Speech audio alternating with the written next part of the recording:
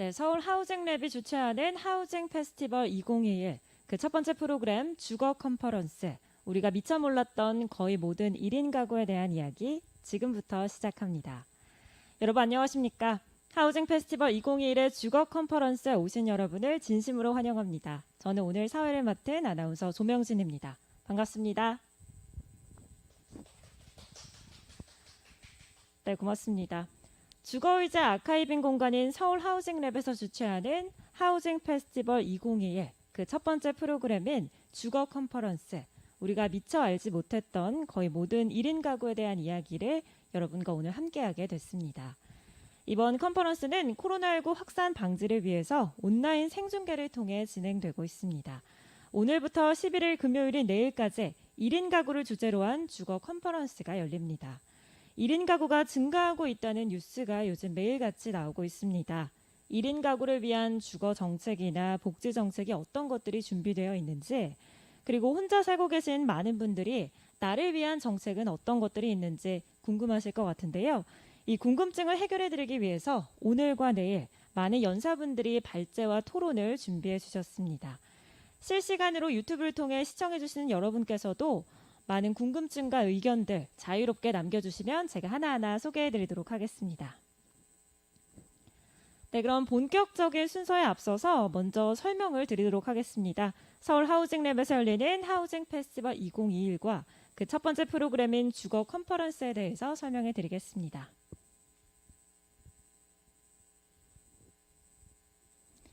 네, 2021년 6월 10일 목요일 바로 오늘 하우징 페스티벌 2021이 이제 막 시작이 됐습니다. 서울 하우징랩 하우징 페스티벌 2021 Home for Everyone이라는 주제로 진행이 되는데요. 모든 한 사람을 위한 집, 다양한 개인의 삶에 대해 이야기하고 듣고 또 생각을 확장해 나가자는 취지의 행사로 6월 10일부터 6월 23일까지 진행이 됩니다. 하우징 페스티벌에 참가하고자 하시는 분들께서는 인스타그램 계정을 통해서도 신청이 가능하고요. 또 서울 하우징랩 공식 홈페이지를 참고해 주시면 되겠습니다. 네, 서울 하우징랩 하우징 페스티벌 2021 Home for Everyone은 총 3가지 프로그램으로 구성이 되어 있습니다. 지금 이 자리에서 열리고 있는 하우징 컨퍼런스, 또 6월 16일 다음 주 수요일에 최초로 공개되는 헤이 타운허스, 그리고 오늘부터 페스티벌 마지막 날인 6월 23일까지 열리는 Choose One 캠페인입니다. 하우징 페스티벌 2021 Home for Everyone의 첫 번째 프로그램 주거 컨퍼런스 우리가 미처 몰랐던 거의 모든 1인 가구에 대한 이야기는 생애 주기에 따라서 그리고 개인의 특성에 따라서 달라지는 1인 가구들의 고민과 이를 해소하기 위한 주거 정책을 찾아가는 프로그램입니다. 6월 10일과 11일 이틀간 진행이 되고요. 6월 10일 데이 1에는 청년과 중장년 또 노년기의 전 생애에 걸친 생애 주기별 1인 가구에 대해서 논의가 진행됩니다. 6월 11일 데이 2에서는 여성과 장애인 집단이 가진 특성별 주거 의제를 함께 모여서 논의하게 됩니다. 두 번째 프로그램도 보겠습니다. 헤이 타운허스, 서울에서 살아가는 청년들의 집 이야기는 한국과 미국, 일본과 싱가포르, 그리고 네덜란드, 나이지리아 총 6개 국가의 청년들이 모여서 서로가 궁금했던 이야기를 나누고 또 각자에게 정말 필요한 건 무엇인지 상상을 펼쳐나가는 글로벌 토크쇼라고 할 수 있겠습니다. 6월 16일 수요일에 서울 하우징랩 유튜브 계정을 통해서 최초 공개된다고 하니까요. 여러분 많은 시청 부탁드립니다. 네, 마지막으로 서울 하우징랩에서 진행되는 Choose One, 골라주세요 캠페인 보겠습니다. 서울 하우징랩 카페에 방문하시는 모든 시민분들께 서울 하우징랩의 공간 정체성을 자연스럽게 인식시켜드리는 가장 문턱이 낮은 캠페인인데요. 서울 하우징랩 카페에서 음료 주문과 동시에 주거 이슈를 만나볼 수 있는 캠페인이라고 할 수 있겠습니다. 시민 여러분의 선택에 맞는 컵을 고르는 것으로 시작이 됩니다. 카페에서 마시는 음료와 함께 경험하는 새로운 주거 이슈, 카페 곳곳에 전시되는 캠페인 작업물도 함께 즐겨주시면 되겠습니다. 네, 주거 컨퍼런스 데이 1입니다. 오늘은 전 생애 주기에 따른 1인 가구를 주제로 컨퍼런스가 진행이 되는데요. 1인 가구로 살고 있는 많은 청년과 중장년, 또 노년분들의 삶과 요구에 대해서 세대별로 면밀하게 살펴보고 앞으로의 정책 방향에 대해서 논의할 예정입니다. 먼저 총론은 우리가 왜 1인 가구를 세대별로 또 집단별로 들여다봐야 하는지 그 문제의식을 일깨워주는 섹션입니다. 총론은 국토연구원 주거정책연구센터장 박미선 센터장님께서 발제해 주실 예정이고요. 섹션 1 보겠습니다. 청년 세대의 1인 가구 주거의 현재와 미래, 서울대학교 융합과학기술대학원 이중식 교수님께서 발제해 주시겠습니다. 토론회는 많은 분들 함께해 주십니다. 사회주택 전문기업 주식회사 어울리의 김수정 대표님, 민달팽이 유니온의 지수위원장님, 그리고 함께주택협동조합의 김명훈 팀장님이 함께해 주시겠습니다. 이어서 섹션 2, 중장년 세대의 1인 가구 주거의 현재와 미래 보겠습니다. 서울시 복지재단 정책연구실의 송인주 선임연구위원님께서 발제해 주실 예정이고요. 토론회는 서울시 주택건축본부 도난주 주무관님, 더한플러스 협동조합 김수동 이사장님, 그리고 오마이뉴스 사회경제부 신상호 기자님께서 함께 하시겠습니다. 마지막 섹션 3입니다. 노년 세대의 1인 가구 주거의 현재와 미래 보겠습니다. 서울연구원 도시사회연구실 윤민석 연구위원님의 발제와 함께 노년유니온의 고현종 사무처장님, 더한플러스 협동조합 김수동 이사장님, 그리고 시흥주거복지센터 차선화 센터장님의 토론이 진행되겠습니다. 네, 그럼 본격적으로 시작해 보겠습니다. 서울 하우징랩 주거 컨퍼런스, 우리가 미처 몰랐던 거의 모든 1인 가구에 대한 이야기, 총론 발제부터 본격적으로 시작하겠습니다. 박미선 국토연구원 주거정책연구센터장님께서 진행해 주시겠습니다. 1인 가구 증가와 주거 정책에 대한 센터장님의 발제 들으시면서 시청해 주시는 여러분께서도 댓글로 의견과 질문 마음껏 남겨주시기 바랍니다. 그럼 박미선 센터장님 부탁드립니다. 네, 안녕하십니까. 방금 소개받은 국토연구원 박미선입니다. 저는 오늘 1인 가구 증가와 주거 정책의 일반에 대해서 말씀드리도록 하겠습니다. 전반적으로 한 4가지의 구성을 띠고 있는데요. 1인 가구가 증가하는 모습과 현재까지 증가한 양상과 앞으로 증가할 양상, 전망, 그리고 1인 가구들이 가지고 있는 경제 사회적인 특징을 살펴본 다음에 주로 연령대별, 성별로 1인 가구의 주거의 모습들을 조금 자세히 살펴본 후 이를 바탕으로 정책적인 방향은 어떻게 나가야 될지를 말씀드리도록 하겠습니다. 1인 가구가 얼마나 증가했고 국내외에서 얼마나 더 증가할 것인지에 대해서 먼저 살펴보겠습니다. 한 30여 년 전 1985년쯤이 되는데요. 그 당시에만 해도 1인 가구는 겨우 66만 가구, 한 전체에서 7%도 안 되는 정도만이 혼자 사셨습니다. 즉 혼자 사신다라는 것은 굉장히 이례적인 현상이었다라고 보시면 되고, 그 당시에는 4인 또는 5인 이상 가구가 대부분을 차지했습니다. 그런데 최근에 우리가 알고 있는 1인 가구는 전체 가구의 30%가 넘습니다. 600만 가구가 넘는 분들이 혼자 사시는데 사실 30여 년간 거의 10배에 가까운 9배 이상의 양적인 증가를 보이고 있다는 것이죠. 그만큼 가구가 소형화되고 있다라는 것인데요. 가구 원수별로 얼마나 많은 분들이 증가하는지 감소하는지를 나타낸 그래프입니다. 보시는 것처럼 1인 가구는 급격하게 증가했음을 확인을 할 수가 있고요.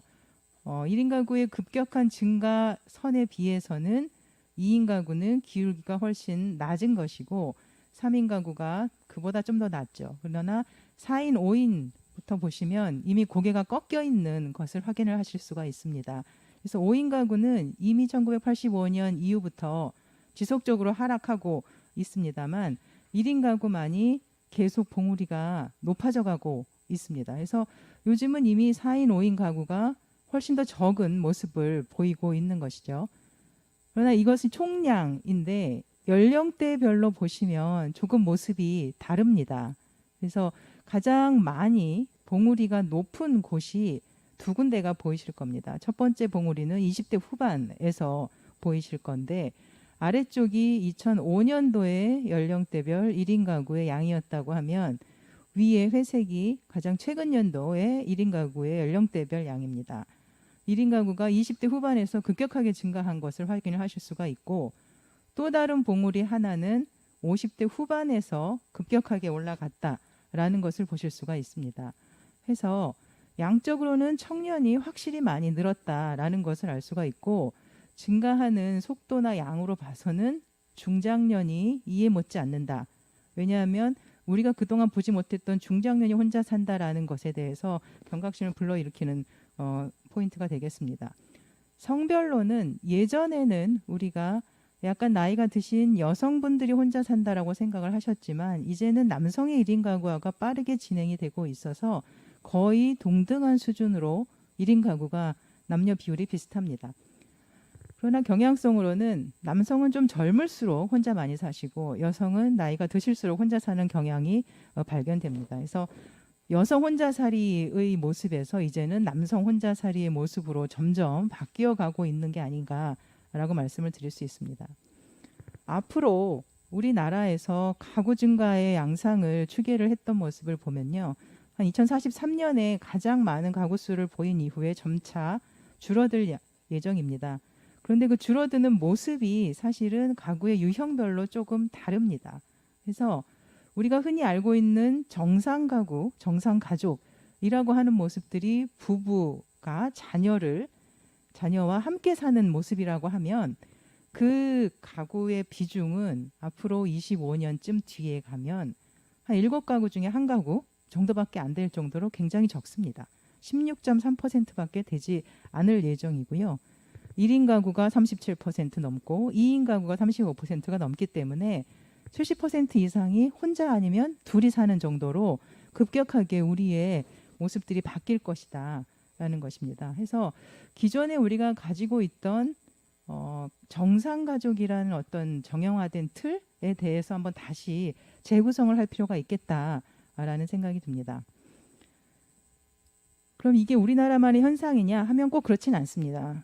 외국에서도 도시화가 진행될수록 소득이 증가할수록 1인 가구 양상, 1인 가구 증가는 굉장히 빠르게 나타나고 있고요. 파란색으로 보이는 선이 사실 OECD 주요 국가들의 1인 가구 증가 양상입니다. 밑에 진한 선이 한 60년대 1인 가구 비중이었다라고 하면 조금 블루로 좀 옅은 색이 좀 더 최근의 1인 가구 비중입니다. 보시는 것처럼 덴마크 같은 곳은 상당히 높은 40% 이상의 1인 가구 비중을 보이고 있습니다. 유럽 쪽에서 1인 가구 비중이 높고 우리나라는 아직은 그 당시에 수치로는 30%에 못 미치는 걸 나타났지만 우리는 속도가 굉장히 빠릅니다.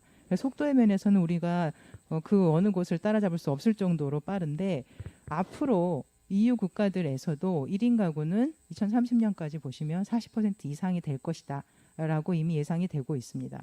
프랑스, 네덜란드, 노르웨이, 독일 등에서 다 40% 이상이 될 것으로 보이는데 1인 가구가 증가하는 현상은 사실은 도시화, 소득 증가뿐만 아니고 개인적인 삶에 대한 열망이 계속적으로 상승하고 있고 또 개인적인 가치에 대해서도 존중이 많이 늘어나고 있고 또 여성들의 교육 수준이 향상이 되고 성평등 의식이 확대되고 또 인구 고령화에 따라서 성별, 기대 여명의 차이 때문에 노인 가구가 증가하는 등의 요인들이 복합적으로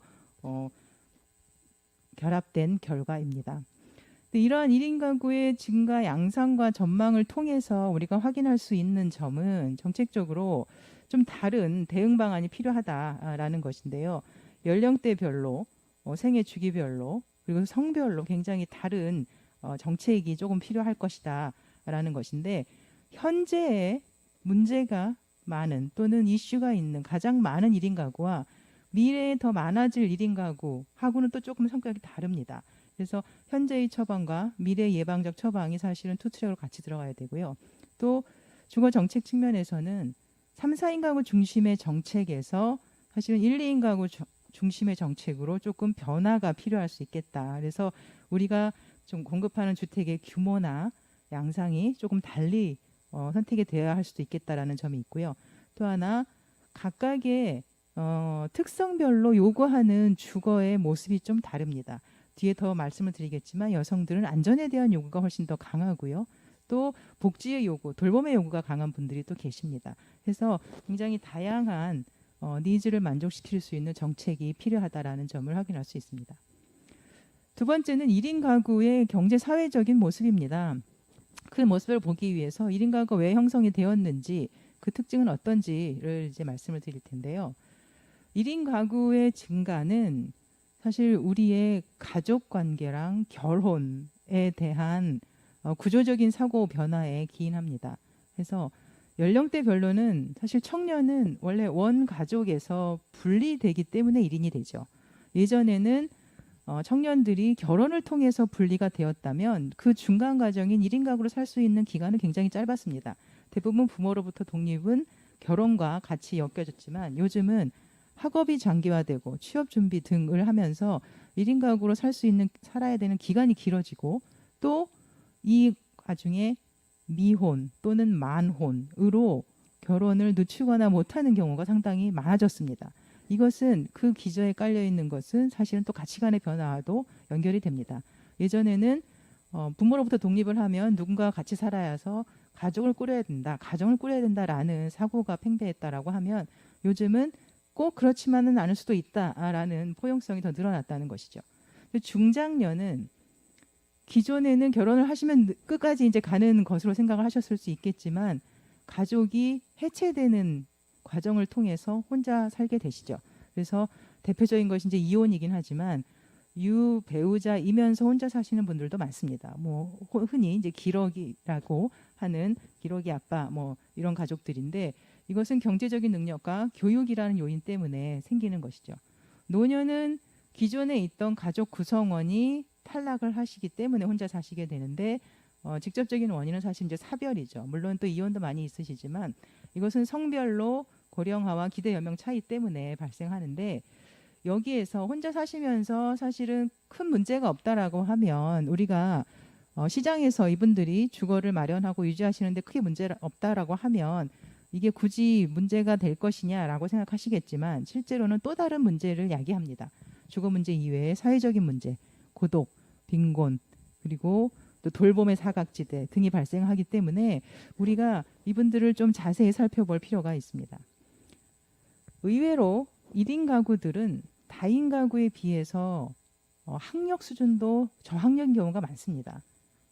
이것은 사실은 이제 경제적인 부분과도 연결이 되고요.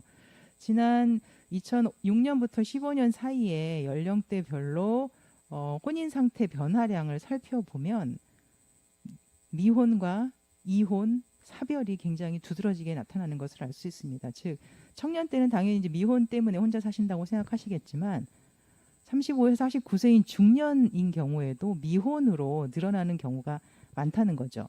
그러니까 평생 혼자 사시는 분들이 점점 더 늘어나고 있다라는 것이고요. 또 그 이후에 50에서 60대 초반까지는 이혼으로 혼자 사시는 분이 많아졌지만 의외로 유배우자이면서 혼자 사시는 분이 생깁니다. 아까 교육과 같이 또는 직장 때문에 혼자 사시는 분들이 생기는 이유인 것이죠. 그리고 노년이 되면 당연히 사별 때문에 혼자 사는 경우가 많아질 수밖에 없는데 아까 저학력과 연결을 해서 혼자 사시는 분들은 경제적인 특성으로 고용 상태가 좀 더 불안정하십니다. 그래서 이 주황색이 상용 근로자를 나타내는데요. 1인 가구와 다인 가구의 고용 상태를 보여주고 있습니다. 1인 가구보다는 다인 가구 쪽에서 좀 더 안정적인 상용 근로자 쪽에 훨씬 더 많은 비중을 가지고 계신데 연두색으로 보이는 임시 일용 근로자가 1인 가구가 훨씬 더 비중이 높죠. 그리고 더 이른 나이에 빨리 임시 일용 근로에 진입을 하신다는 거죠. 그리고 더 오랫동안 머물고 계시다라는 것은 사실은 경제적인 측면에서도 불안정성이 높다라는 것을 보여줍니다. 두 번째는 직업과 관련됩니다. 다인 가구와 1인 가구를 또 비교하고 1인 가구 내에서 성별로 남녀를 좀 구분을 해보면 우리가 조금 더 그 안정적이라고 하는 관리자, 전문 관리자, 사무업종에 종사하시는 분들의 비중이 다인 가구가 더 높습니다. 1인 가구에 비해서. 그리고 1인 가구는 서비스나 단순 노무 쪽에 이제 상당히 조금 높은 비중을 보이고 있고요. 1인 가구 내에서는 또 다른 성별의 차이가 있습니다. 그래서 남성들은 보시는 것처럼 사무업이나 서비스업이나 또 기능 노무나 단순 노무가 사실은 굉장히 고르게 분포해 있지만 여성들은 압도적으로 서비스업에 많이 종사합니다. 그렇다는 것은 사실은 이번에 코로나로 인해서 서비스 업종에 상당히 많은 경제적인 타격을 입었는데 거기에 종사하시는 분들이 만약에 대면 접촉, 사회적 거리두기 때문에 직종에 나가서 일을 하지 못하시게 되면 바로 경제적인 소득 감소로 이어지고 그것은 연쇄적으로 주거 문제로 이어질 수 있다라는 가능성을 안고 있습니다. 재미있는 점은 지역별로도 연령대별로 1인 가구 분포 양상이 다르다는 것입니다. 우리가 아까 두 개의 큰 봉우리를 보여드렸는데요. 20대 후반과 50대 후반에서 1인 가구가 가장 많았었지만 이게 지역별로는 또 사실 다릅니다. 1인 가구 중에서도 젊은 1인 가구가 많은 곳은 수도권의 도시 지역이 되겠습니다. 회색의 가장 높은 봉우리를 보이는 곳이 바로 수도권에서 젊은 친구들이 가장 많은 것을 아실 수가 있고요. 두 번째, 수도권 외 도시 지역에서는 20대 후반도 많지만 50대 후반, 60대 초반의 1인 가구도 상당히 많습니다. 아래쪽에는 읍면 지역에서 나타나는 1인 가구의 연령대별 분포인데요. 가장 높은 봉우리가 20대가 아닙니다. 그래서 오히려 50대 후반이 훨씬 더 높은 것인데 따라서 수도권일수록 도시 지역일수록 청년이 더 많고 또 비수도권이고 비도시 지역일수록 노년이 많고 그 중간 즈음에 중장년이 많은 그러니까 지역별로도 연령대별로도 1인 가구가 굉장히 다른 양상을 보이고 있다. 그래서 전국이 동일한 정책을 써서 될 일은 아닐 것이다 라는 걸 확인을 할 수 있습니다. 아까 이제 사회적인 문제를 말씀을 드렸었는데 혼자 살면서 생기시는 가장 큰 이슈 중에 하나는 주거 위기가 빠졌을 때 최종적으로 돌봄을 해주실 백업이 없다는 것인데 그 마지막 최종의 최종의 종착지라고 하면 사실 노숙을 극단적으로 확인할 수 있습니다.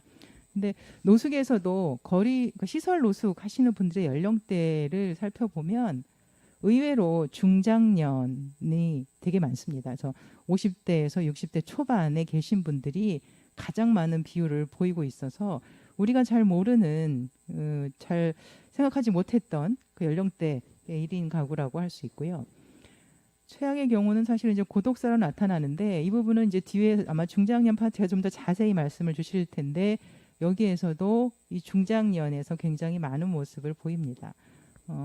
사실 해외에서 고독사가 먼저 노출되었을 때는 노년층이 가장 많은 것이 나오는데 물론 65세 이상으로 묶으면 노년이 가장 많으시겠지만 우리는 오히려 생각보다 젊은 층에서 고독사가 많이 나타나서 지역사회에 충격을 주었습니다. 그래서 지역사회에서 사실은 이 고독사 방지와 나중에 장례 비용 지원을 위해서 지역에 조례를 만들기 시작을 했고요. 이런 모습들은 서울이 1인 가구를 만들었던 모습과는 조금 다른 양상이 되겠습니다. 1인 가구 지원 조례도 사실은 지역에 따라 조금 다른 출발선이 있었다라는 것을 말씀드릴 수가 있겠습니다. 그래서 무용고 사망자 지원을 위한 조례가 지역 지자체에서 꽤 많이 형성이 되고 있고요. 이런 내용들을 쭉 살펴보면 사실은 1인 가구 형성의 원인에 대해서 우리의 가족제도, 결혼제도를 한번 근본적으로 다시 생각을 해야 될 필요가 있겠습니다. 우리가 당연하다고 여기는 가족, 결혼의 그 단계가 어쩌면 당연하지 않은 것일 수 있고 그렇다고 하면 우리가 어떤 식으로 가족이 아닌 누군가와 같이 살 것인지 또는 혼자 살 것인지 이때의 대비를 어떻게 할 것인지를 고민을 해야 될 것이고요. 잘 드러나지 않았던 중장년 남성에 대한 관심을 좀 요구드리고 싶습니다. 그리고 지자체에서 개별적으로 대응하는 것 이외에도 중앙정부 차원의 어떤 대안이 필요하지 않을까라는 고민이 마지막 시사점이 되겠습니다. 세 번째는 이제 주거의 모습입니다. 연령대별, 성별, 또 장애에 따라서 이 주거의 모습이 얼마나 다른지를 저희가 볼 필요가 있는데요. 일단 주거에서 가장 중요한 건 사실 점유 형태가 될 것입니다. 일반적인 전체 가구에 비해서 1인 가구는 사실은 점유 형태가 훨씬 더 불안정합니다. 그러니까 자가 비율이 낮을 수밖에 없습니다. 그런데 특히 그 안에서도 청년, 중장년, 노인으로 이렇게 구분을 한다라고 하면 청년은 아무래도 2030 청년은 절반 이상이 보증부 월세에 거주하고 계시고요. 중장년은 한 40% 정도가 그 정도에 살고 계신데 노인들은 다행히 자가 비율이 좀 높습니다. 그동안에 오랜 시간을 거치셔서 자가가 높긴 합니다만 주거비 부담 면에서는 이게 또 좀 다른 이야기입니다. 자기 소득에서 임대료로 내는 그 비중을 나타내는데요. 그것이 얼마나 높은지를 보시면 전국적으로는 한 16% 정도라고 할 수 있습니다. 100만 원을 번다고 하면 한 16만 원 정도는 임대료를 낸다라고 저희가 계산을 하는 것인데요. 보증금도 이제 임대료를 좀 환산을 하는 과정을 거칩니다. 그런데 1인 가구는 이거보다는 조금 더 많이 내지만 특히 노인 가구는 소득이 워낙에 적어서 임대료 비율이 높고요. 또 주거비가 과부담이다라고 하면 한 30% 이상을 임대료로 내는 경우를 일컫는데 그런 경우가 1인 가구의 한 30% 가까이 되더라. 그러니까 자신의 소득을 벌어서 30% 이상을 주거비로 내는 분들이 혼자 사는 분들의 한 30%는 되더라라는 것이고 청년이 한 31%, 노인이 43%까지 올라가는 것으로 보입니다. 또 최저 주거 기준 미달이 있습니다. 가구 원수별 방수나 면적 그리고 이제 시설 기준 등이 있는데 전용의 입식 부엌이나 화장실, 목욕 시설이 한 개라도 없거나 면적이 모자라는 경우를 일컫는데요. 지금 전국적으로 한 106만 가구 5% 정도가 기준 미달로 보고 있습니다. 그런데 1인 가구는 2배입니다. 10.6%가 기준 미달이다라고 보고 있고 그 중에서 사실 또 중장년, 청년 중장년이 좀 높습니다. 청년 11%, 중장년 12.9%까지 올라가고 있어서 비중이 높고 가구 수로는 청년이 한 25만, 중장년이 21만 가구 정도가 기준 미달인 것으로 나타나고 있습니다. 또 하나가 공공임대에 들어가실 수 있을 정도로 소득이 낮으신데 공공임대의 물량이 충분치 않아서 민간임대에 거주하시는 분들입니다. 그런 분들이 주택 이외의 거처에 얼마나 많이 거주하시는지를 살펴보면 주택 이외의 거처라는 것은 오피스텔도 있고 고시원, 판잣집, 비닐하우스 등이 있는데 오피스텔은 이제 빼고 저희가 고시원, 판잣집 뭐 이런 쪽방 등을 이제 살펴보면요. 주택 이외의 거처에 거주하시는 분들이 굉장히 많이 나옵니다. 그래서 민간임대에 거주하시는 분들 중에 한 11%가 주택 이외의 거처에 거주하실 정도로 사실은 좀 이슈가 굉장히 많습니다. 특히 중장년들이 이 고시원에 굉장히 많이 살고 계십니다. 청년은 한 10% 정도가 이 고시원 등에 살고 있고 중장년이 한 16.6%니까 사실은 혼자 사는 중장년의 저소득 임차인들이라고 하면 7가구 중에 한 가구는 어쩌면 고시원에서 발견될 수도 있겠다라는 것을 유추할 수 있습니다. 그러면 정책적으로는 어떤 것을 요구하시는지 보시면 공공임대에 거주하시는 분과 민간에 거주하시는 분이 사실은 좀 요구가 다릅니다. 공공임대에 거주하시는 분들은 주거의 안정성이 좀 보장이 됐기 때문에 그 다음 단계를 좀 희망하시거든요. 그래서 청년 같은 경우는 현재 살고 있는 곳에서부터 밖에 나갈 때 전세 자금을 지원받아서 조금 더 안정적인 거처를 마련하는 것을 희망하지만 노인들은 사실은 워낙에 소득이 낮아서 월세 지원도 많이 희망을 하십니다.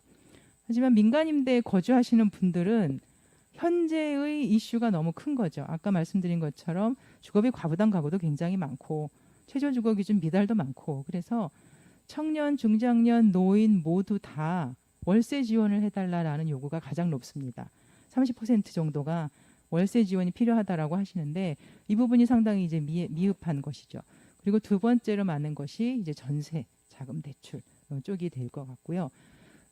중장년과 노인은 장기 공공임대주택에 대한 요구가 많습니다. 그러니까 민간임대에 거주하시기 때문에 굉장히 불안정하고 또 늘 임대료가 올라가는 것에 대한 보호장치로 공공임대에 들어가고 싶어 하시는 요구를 많이 반영을 하고 있는 것입니다. 성별로는 또 조금 다른 모습입니다. 여기 노란색으로 보이는 부분이 이제 여성인데요. 여성들은 주거비 부담이 남성에 비해서 상대적으로 더 높습니다. 그 소득은 동일한 남성과 여성 1인 가구를 비교를 해보면요. 여성 1인 가구가 소득이 더 낮습니다. 남성이 조금 더 높습니다. 그런데 주거비 부담은 여성들이 더 많이 부담합니다. 이게 굉장히 이제 아이러니라고 생각하실 수 있는데 월 소득 대비 주거비 부담은 여성이 21% 이상을 부담을 하고요. 남성이 15% 이상을 부담합니다.